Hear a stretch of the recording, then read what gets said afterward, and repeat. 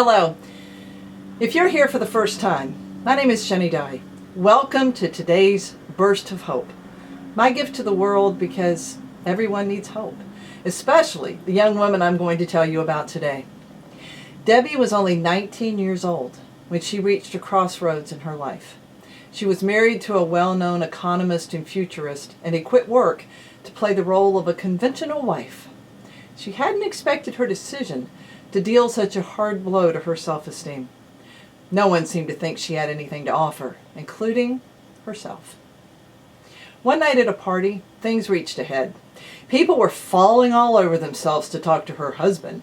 They were treating her like she was an absolute zero, walking away from her in most conversations, until the party host approached her. She tried to talk to him, answering his barrage of questions. She tried to appear sophisticated, urbane, and clever, failing miserably at her attempt to be something that she wasn't. Her host finally asked, "What do you intend to do with your life?" Well, Debbie was a nervous wreck at this point. She blurted out, "Well, I'm mostly trying to get orientated." Her host looked at her with disgust. "The word is oriented," he snapped. "There's no such word as orientated. Why don't you learn to use the English language?"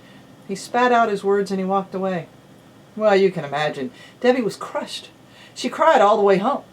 But somewhere in the middle of all the tears, she made a decision.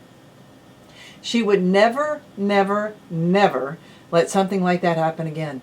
She was done living in someone else's shadow. She would find something of her own. As she pondered what she was going to do, she thought back to the old boat motor that had accumulated dust in her family's basement when she was growing up, her parents and 5 girls in a 2-bedroom, 1-bathroom home. Her father was going to buy a boat for that motor someday. He never did. And to Debbie, that motor became a symbol of putting off dreams until it's too late to achieve them. Debbie had watched her father die with his dreams unfulfilled. She didn't want the same thing to happen to her. She would do something. But what? The only thing Debbie was really good at was making cookies. She had been baking and experimenting with recipes since she was 13. She'd add more butter, use less flour, or try different kinds of chocolate. She'd finally hit on a recipe that she believed was ideal. Her cookies were soft, buttery, and crammed with chocolate chips. She realized she had to use her gifts, so Debbie decided to open a cookie store.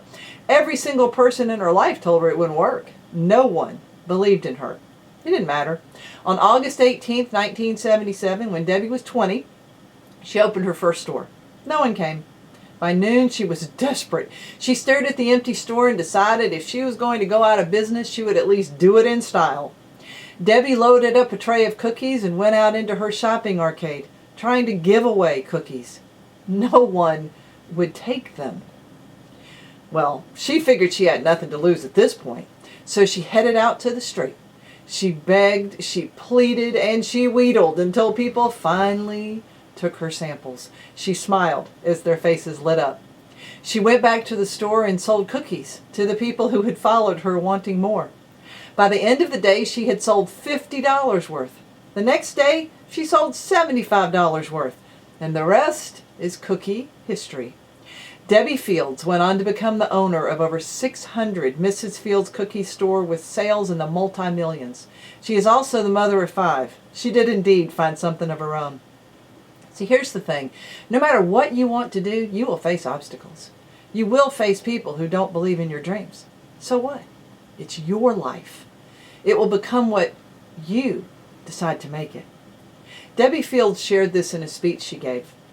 Whatever you do in your life, you have to be absolutely passionate about it.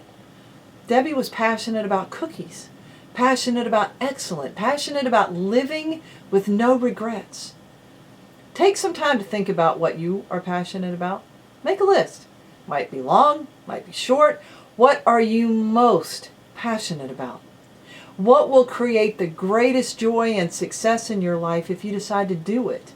What will you most regret if you don't do it?